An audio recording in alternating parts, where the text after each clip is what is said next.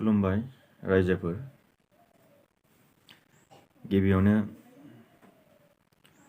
रायजोफ्रा आंनि चेनेलखौ साबस्क्राइब खालामनायखौ अन्नानै साबस्क्राइब खालाम। आंनि चेनेलनि मुङा बसुमतारी इन्डियान। अन्नानै बयबो बर' रायजो राजाफ्रा आंनि चेनेलखौ साबस्क्राइब खालाम आरो शेयार खालाम। दिनैनि कन्टेन्टआ जागोन दाखालि जानानै थांनाय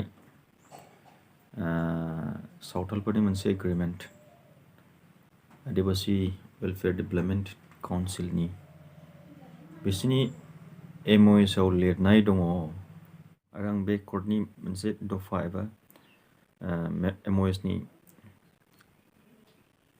लेखाखौ स्क्रिनाव होनानै होबाय, नोंथांमोना नायनो हागोन। गोदो ब्रिटिशफ्रा जे खालामनानै गालांदोंमोन 1886 आव, दा बेनि मथेयै जों जे ट्राइबेलफ्रा जोंहा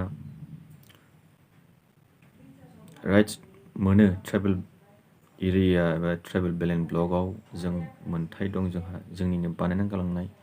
थिग बिदिनो प्रोटेक्टेड क्लास जाय बिसोरो जोंनि ट्राइबेल बेलेन्स ब्लकनि हायाव एबा फरेस्ट लेन्डफ्राव मोन्थाय मोनो होननानै बिसिनि दा MOSआव लिरनाय दङ। प्रोटेक्टेड क्लासबा मोन्थाय मोनो, खिन्थु थेवब्लाबो दा खोथाया बेसो, जुदि सिगाङाव थाखानाय सावथालफोरा थायोबाथ' जेबो नङा, खिन्थु दा गोबां स्टेटनिफ्राय हाबफैनाय दंसै बिसोरो, जेरै वेस्ट बेंगल, झारखन्ड, छत्तीसगढ़, बिहार, बेफोरनिफ्राय सावथालफोर गोबां हाबफैनाय दंसै। जुदि बिसोरबो इकुवेल राइट्स मोनफायोबा दाख्लैनि एकर्डजों, जोंहा बाहाय बर'फ्रा गोबां खहा दं। दा बेफोरखौनो जोंनि बर' लिडारफ्रा सालिजारि खालामनानै माखासे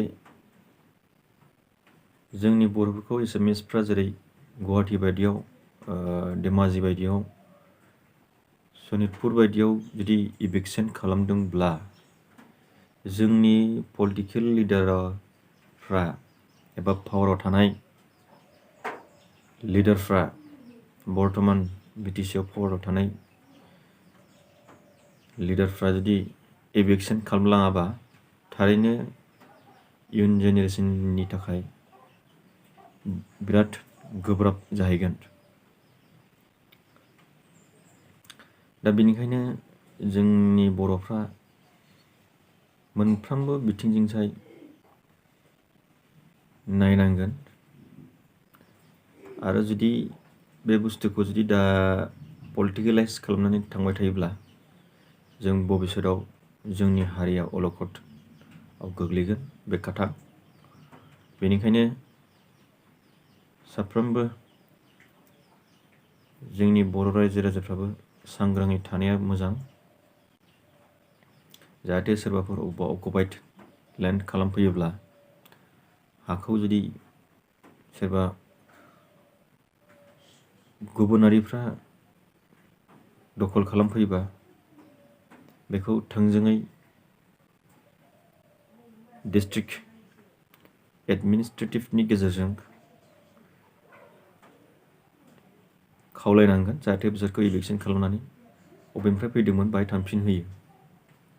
नङाबा जों बिदि दखल बानायजाबाय थायोबा, जेरै दा अनाबर'फ्रा बुंबाय थायो BTCआव बर'फ्रा मेजरिटि नङा होननानै, गावसोरसो मेजरिटि, बेनिखायनो जोंनो बांसिन मोन्थाय नांगौ आरो फारसेथिंजाय गामिखौ दानख'नांगौ नांगौ थायो। खिन्थु जोङो गामि दानख'जायोब्ला जोंहा डिभाइड आसाम 50-50 होननायनि जेबो मिनिं थाहैया, सिगाङाव जे स्ल'गान लादोंमोन। हायोबा गभर्नमेन्टआ बिसोरखौ जोंनि ट्राइबेल बेलेन्स ब्लकआव थानायफोरखौ इभिक्सनसो खालामनांगौ, जाहाथे जोंनि ट्राइबेलफ्रा जोंनि BTCआव मेजरिटि जायो, जाहाथे जों गोख्रोङै बुंनो हायो जों BTCआव मेजरिटि दं होननानै। दा बेनिखायनो जोङो हा हुनि बाथ्राखौ जोङो बयबो बर' रायजो राजाफ्रा सानलायनांगोन मा खालामबा मोजां जागोन। बेनिखायनो आंनि इउटुब चेनेलजों आं बेखौनो बुंनो सानो, दा जि सिटुएसन जागासिनो दङ, हायोबा जोंनि बर' लिडारफ्रा खौसे जानानै जुदि खामानि मावोबा थारैनो जोंनि जि एचिभमेन्ट मोननांगौ दङ गोल्ड, बेखौ जों थारैनो जों मोनगोन। बेखिनिखौ बुंनानै आं दिनैनि कन्टेन्टखौ बाहायनो दोनथ'नाय जाबाय। गोजोन्थों रायजोफोर। काइन्डलि subscribe my channel and share to everyone.